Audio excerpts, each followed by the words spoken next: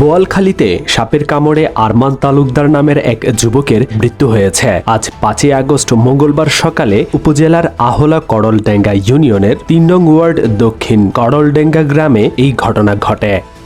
বান্দরবনের নাইক্ষ্যংছড়ি উপজেলার ঘুমধুম ইউনিয়নের নিকুছড়ি সীমান্তে মিয়ানমারের অভ্যন্তরে স্থলমাইন বিস্ফোরণে এক পাহাড়ি নারীর বাম পায়ের গোড়ালি বিচ্ছিন্ন হয়ে গেছে। আহতের নাম লাকি সিং।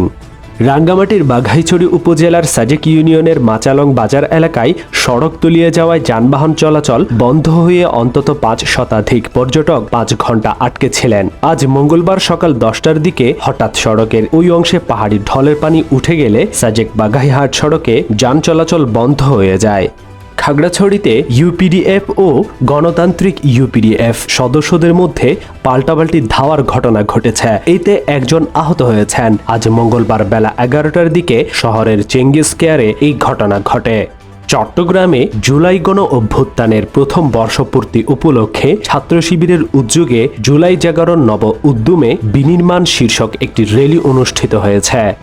মেয়র ডক্টর শাহাদত হোসেন বলেছেন, জুলাই আন্দোলনের শহীদদের রক্ত বৃথা যেতে দেব না। তাদের আত্মত্যাগের আদর্শই আমাদের পথ দেখাবে গণতন্ত্রের পথে ফিরে যাওয়ার লড়াইয়ে।